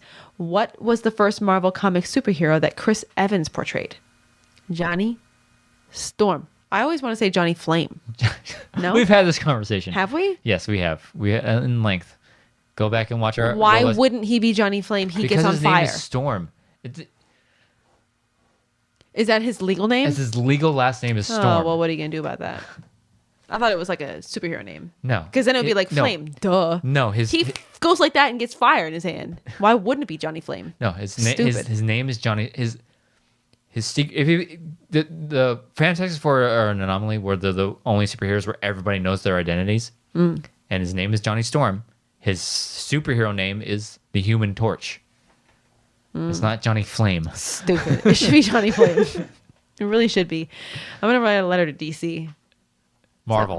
Shh. I'm so embarrassed. Whoops. Sorry, Mike. You're not watching. 2-pointer for Mike. Alien and Predator. Who directed 2018's The Predator? Shane Black. He got it. 3-pointer from Marvel. Who provides the voice of Mary Jane in the film Spider-Man Into the Spider-Verse? Ooh, good question. Zoe Kravitz. She got it. 3-pointer for Mike. Dystopian future and time travel. In what year was Mad Max released in the United States? And he said, I appreciate you clarifying 1980. He got it. Don't know why that was a big deal. Was it released somewhere else? I think it's... apparently. Yeah, you get tricky. Context clues. I'm picking them worldwide up. Is different. 5-pointer for Mara. Comic book movies. Broad. Who plays Odin in the film The Son of the Mask? I'm going to level with you here. Haven't seen Son of the Mask because it just looks like a show. Yeah. I continually forget this is a movie. And I've never seen it. It looks terrible. And everybody I've ever heard talk about it is like, wow, yeah, what an abomination. Yeah. I don't ever have plans to watch this movie. Thank God we're never going to compete in you probably never going to compete in IG because I'm not watching this movie. The Mask, the first one. Oh man, we recently rewatched it. I'm like, a work of art. This is, oh my God, this is my childhood. How amazing! This is amazing. I think we both always lose our stuff when he comes out of the bank and goes. I love when he does that. Why? Why is that so funny? I don't know. So good. Oh man, I love The Mask. Such a good movie. It's a great movie. It's the quintessential Jim Carrey movie. It's perfect. Like when you think Jim Carrey, you think of what? I think of 3 movies. And when Ace Ventura. No, specifically comedies. When I think Ace Ventura, I think Ace Ventura, The Mask, and Dumb and Dumber. Those are the 3 movies that always come to mind when you think Jim Carrey. One day I'll watch Dumb and Dumber, but The Mask. The Cable Guy is like the 4th one in there. But never seen it. I don't think I remember watching the Cable Guy. I don't know why I didn't like it when I first saw it, but I can't remember it. It's just I remember seeing it. I just don't remember liking it as much as The Mask, Ace Ventura, even the second Ace Ventura, and I love When Nature Calls. I almost like that more than the first one. Nature Calls gets ridiculous. Exactly. Very ridiculous. I mean, Ace Ventura itself is ridiculous. No, actually, I'm going to make this statement right now. I do like When Nature Calls better than the first Ace Ventura. Fight me. Fight me. Bubble Boy tuna. So much better. Laces out. Come on. God. The Dolphins? Yes. Who cares about the Dolphins? Are they even a team anymore? They've gotten better. I mean, the Patriots aren't Not on top enough, of the division apparently. anymore. Thank God. No thanks. I mean, Dan they have- Marino? Cool. He's in that movie, right? Yeah. Good for you, Dan. No. Sorry. Second Ace Ventura is better. Whatever. Move on. Whoa. Whoa.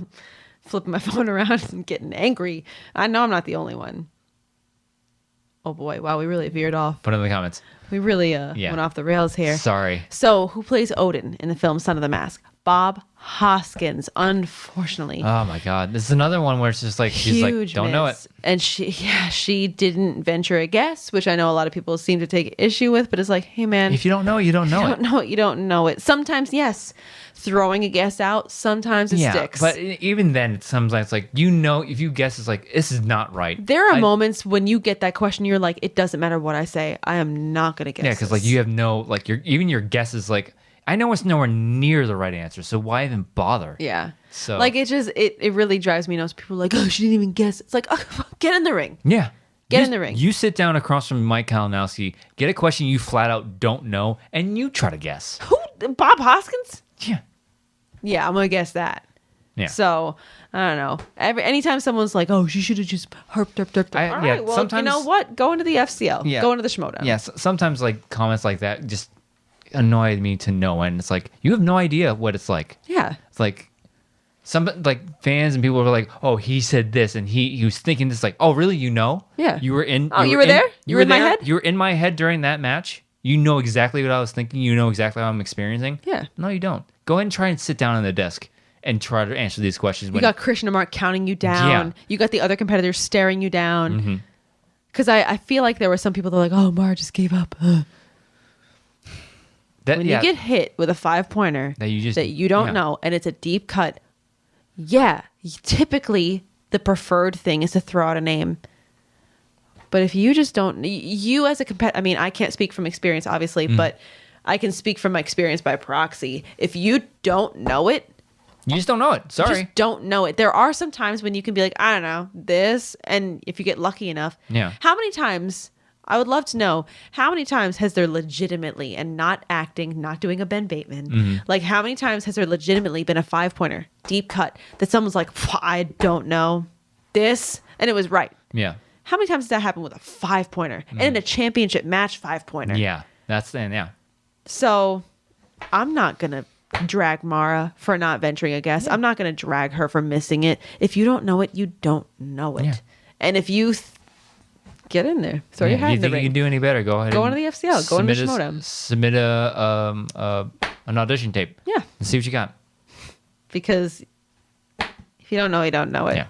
So unfortunately, she did miss it. So with that, 32-33 in favor of Mike Kalinowski. Now the first ever 3-time Innergeekdom champion. Yeah, and he's slowly becoming one of those competitors. Like, is he? I mean, obviously he's a legend of the game now, Heck yeah. obviously, but he's starting to creep in the conversation. It's like, is he the GOAT of IG? He has to do one thing for me to put he has an argument. It's like, yeah, he's clear GOAT. He's the first 3-time IG. There's one thing he has to do to stamp that for me. Defend the belt. He has to defend the belt because he hasn't done that. There's only 3 people to defend that IG belt. It's Jason Inman, Chandra Dandapani, and Hector Navarro. There's only 3 people that have done that. They've only defended it once each. If he defends it, it's like, okay, you're the GOAT for me. But then if he defends it again, argument done. Greatest IG player to ever live. He is the best IG player in my eyes right now. But to say he is the greatest IG player of all time, he has to defend. I mean, he's right there. He's right there. He's right there. You just do one more thing for me. Then he would get that. Yep, there's your goat stamp. Goat stamp. Here's your goat milk. Ew. Gross. Ew. Again, I've never tasted goat milk, so I don't know. Me neither. I don't like milk. Don't knock it if you haven't tried it. Smoke if you got it. Sorry, inside joke with us. If you don't know if you haven't tried it. Yes, we will not. Shout out to my Overwatch team. They know what we're talking about, but we will not venture into that. No, with this discussion. that's not. This is not the podcast for that. But how do you know if you haven't tried it? You know what I'm saying? Yeah, but yeah. So wow, what is there to say about Mike Kalinowski anymore? I mean, is there a big distinction between best of all time and greatest of all time? Yes. Do you think he's best of all time? Yes. Okay. Best all time for the IG right now, because like you can say best. I don't know. Best of all time is more of an in the moment kind of feeling. Something like that. Kind of. Yeah, but like greatest of all time is something to be said. Like you can say Peyton Manning. Again, my favorite quarterback, best of all time. But so it's like if this is the greatest, this is the GOAT of IG, Mike is like he's right there. He's right there. He just has to defend. And then it's like, all right, there it is. Greatest to do ever do it. 3-time IG champion. You defended it. You've basically shaped the IG as it is right now. Mark Knopik just lost the Innergeekdom title. Mm-hmm. Does she go into Star Wars now, do you think? Ooh, great conversation. I say yes. Why not? Why not? Why not? Why not? You got the points there, and I don't know. Again, the dungeon is in his predicament. Who do you put in the next IG? The next Star Wars tournament. Do you put Adam Witt? What, the second one? The second one. Well, they got Molly.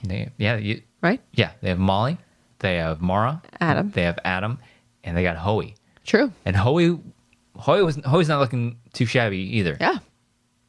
They got a lot of options. Assuming it's one player. If it's maybe 2 players per team. I don't know. We haven't gotten confirmation on that as of right now. I think we've heard that it's an 8-person as of right now. If you're another 8-person tournament. Who do you put in? And then on top of that, you got Mara. Yeah, you don't announce Mara Knopik as a Star Wars player if you're not going to play her in Star Wars. And I know somebody had commented at one point before, like, the exchange said that Dan Murrell was going to debut in IG and still hasn't. So I don't know. It has happened before that they're like, guess what, Ace in the hole, Dan Murrow's going to be in IG, and then he never did. Yeah, I think so. It could happen. I think with that, Corona had a lot to do with him pumping the brakes on IG. Because it was like, all right, so we're not going to be able to get you in an IG non-tournament thing. So here's a tournament. He's like, I don't think so. Maybe. So we'll see what happens.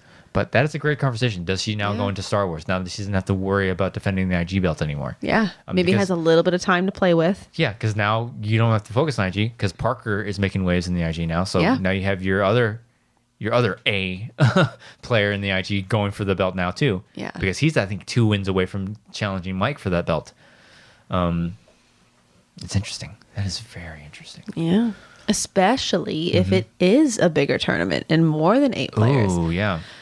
Time will tell. We'll see what happens. We'll see what Grace has in her plans. Yeah, great match. Great IG title. I mean, the 3rd time these 2 are squaring off, and like it always comes down to the 5. And it's not over. We're gonna see these 2 again. And can you imagine a Knopik Kalinowski 4? It's inevitable. It's like Dimalanta Damon 3. It's gonna happen. It's just a matter of when just and a matter how. of when the season is gonna happen. Yeah. There was an ending scene after this match where it's Jay and Grace. Yeah. Jay is apologizing because Grace was like, corruption better not win. Oh my God. And then lo and behold, corruption wins both matches in the pay-per-view. So Jay is apologizing, saying, there's no way Marisol's gonna be Kevin Smith. He makes movies. Marisol's looking really good Marisol's right now. looking great. She's looking great. And oh my God, this scene, it was like mommy's yelling at her kids. It's like Grace is doing it really good. She raised her voice and it was like, oh no, sorry. Okay. I'm what do you want to say? And she says that she's that Jay is basically handing them a spot of collision. And she says, trust me, you don't want to be on my bad side.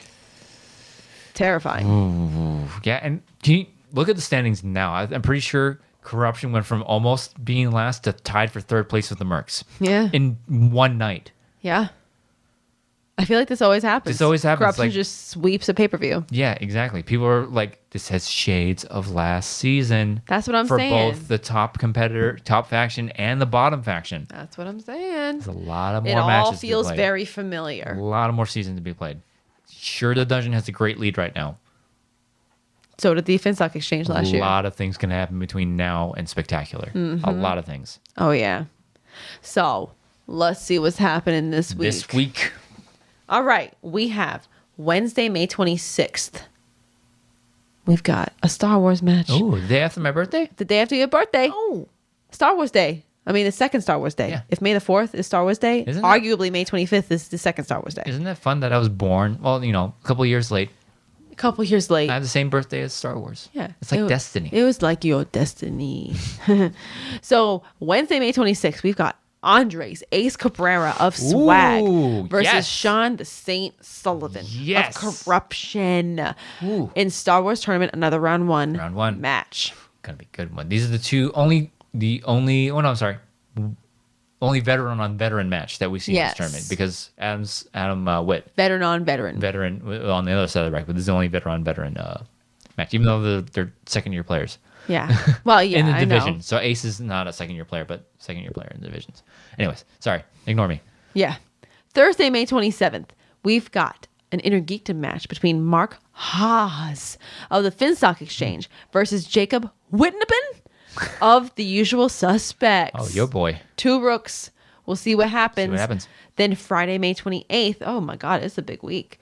Friday, May 28th, we've got a singles match between Paul Walter Hauser of the Usual Suspects versus Josh Horowitz of the Quirky Markies. Split house this week. Another split household. split household this week. Oh boy, Josh Horowitz coming off of a loss in teams, but a strong showing, Very impressive showing. a strong individual showing in teams. Swickety swooty. Try it. And then also on Friday, May 28th, we've got a Battlefield. Ooh. Lord, undercard. This is the undercard. This is the undercard. This is a massive pay-per-view. The undercard. If you're not a patron, what are you doing? Yeah. The undercard is Corruption versus Danger Zone. Corruption versus the Dungeon. We've got Mike Kalinowski, Chance Ellison versus Ben Bateman and Dan Murrell. Fresh off of a massive IG win. And this is an undercard. Hello? And a massive win against the exchange. These two teams are coming in hot. Granted, Mike's coming off of a different division win, but Momentum is momentum. Momentum's momentum. So, woo. And the overcard What's the overcard? on the website.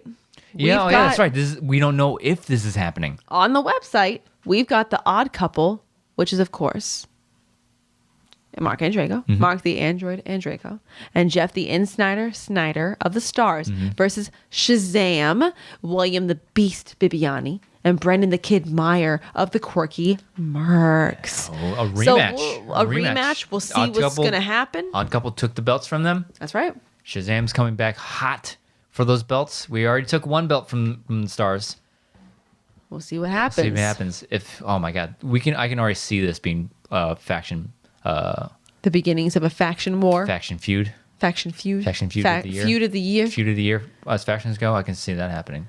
So we'll see what happens. We're still reeling from Mark Andreko's announcement. We don't know what's going to happen with this match. Is it even going to happen? Oh no. I don't know. We'll see. But regardless, Shazam is ready. Yeah. I know I've been saying that I'm worried that Bibiani's worrying too much about other things, but it's William Bibiani. It's William Brendan Bibiani. Meyer. It's Brendan Meyer. Shazam. Looking for that 10th win and winning those titles back, baby. Yeah. Let's do it. Let's get it. Yeah. Let's get it. Get it. Anyways, long episode today. Another long one because we had a bunch of matches to go over. We have a bunch of matches to go over next week too. This week. When we go over it next week on the show. Next week. With that, we will end this episode here. Star Wars competitor Nicki Dimalanta, where can they find you online? Debatable. You can find me on Twitter at Demi DIMMMYYY. Will you ever do that straight so you can make it easy for me? Nope.